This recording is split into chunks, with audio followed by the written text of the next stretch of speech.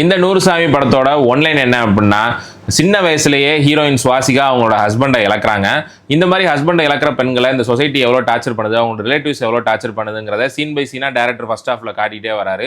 ஒரு கட்டத்துக்கு மேலே இவ்வளவு டார்ச்சரை அனுபவிக்கிற அந்த பெண் நம்ம ஏன் இன்னொரு மேரேஜ் பண்ணிக்க கூடாது, ஈவன் தோ நமக்கு 2 குழந்தைங்க இருந்தாலுமே அந்த குழந்தைகளை நம்ம நல்லபடியாக வளர்த்துட்டோம், வளர்க்குறதான நம்மளுடைய கடமை, அதுக்கப்புறம் நம்ம இன்னொரு கல்யாணம் பண்ணிக்கிறதுல என்ன தப்பு இருக்கு அப்படிங்கிற ஆங்கிளில் யோசிக்கிறாங்க. இன்டெரக்டாக தன்னோட பசங்க கிட்டேயே அதை சொல்றாங்க.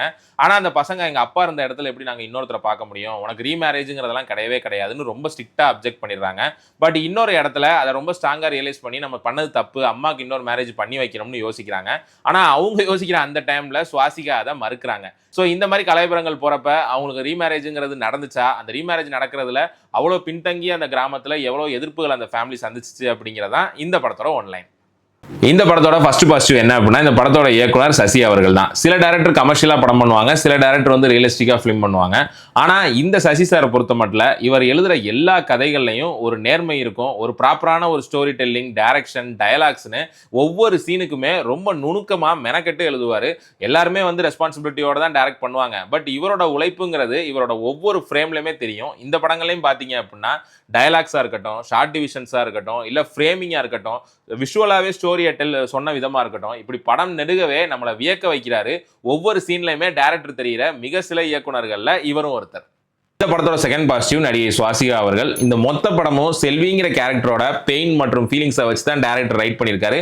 அது மூலமாக சமூகத்துக்கு ஒரு நல்ல சோசியல் மெசேஜ் சொல்லணும்னு டேரக்டர் நினச்சிருக்காரு. அப்போ அந்த ரோலில் நடித்தவங்க 200% அதை ஜஸ்டிஃபை பண்ணாதான் அது மக்கள்கிட்ட போய் சேரும். அதை 200% இல்லைங்க, 2000% வந்து ஜஸ்டிஃபை பண்ணியிருக்காங்க நடிகை சுவாசிகா அவர்கள். இப்போ படத்தில் கூட ஒரு இடத்துல ஒரு டயலாக் வரும், நீ என்ன சாவித்திரியா அப்படின்னு கேட்பார் அவங்க பையன். உண்மையிலேயே நம்ம நடிகர் திலகம் சாவித்திரியோட கலைவாரிசு அப்படின்னு சொன்னால் அது நிச்சயமாக மிகையாகாது. தேர்ட் பாசிட்டிவ், இந்த படத்தோட தயாரிப்பாளர் மற்றும் நடிகர் விஜய் ஆண்டனி அவர்கள். நடிகராக அவருக்கு இந்த படத்தில் சுவாசிகாவுக்கு கம்மியான ஸ்க்ரீன் ஸ்பேஸ் தான் கொடுக்கப்பட்டிருக்கு. ஆனால் அதை ரொம்ப 100% சூப்பராக பண்ணியிருக்காரு. இந்த கதையோட தேவை அதுதாங்கிறத உணர்ந்து. அதே மாதிரி ப்ரொடியூசரா இந்த படத்தை நம்ம ப்ரொடியூஸ் பண்ணுறோம், இதில் கமர்ஷியல் எலமெண்ட்ஸ்லாம் இருக்கா, இது மக்களுக்கு சோசியல் மெசேஜ் தரக்கூடிய ஒரு விஷயம், இது ஹிட் ஆகுமா அப்படிங்கிற மாதிரிலாம் எதையுமே யோசிக்காம டேரக்டர் மேலே உள்ள ஒரு நம்பிக்கையிலையும் கதை மேலே உள்ள நம்பிக்கையிலையும் ஒரு நல்ல மனசோட இந்த படத்தை ப்ரொடியூஸ் பண்ணியிருக்காரு. அவருக்கும் நம்முடைய வாழ்த்துக்கள். கண்டிப்பாக அவர் இதில் ஜெயிச்சிருக்காரு. அதுலையுமே கதையும் சரி, சீன்களும் சரி அவ்வளோ சூப்பராக இருக்கும்.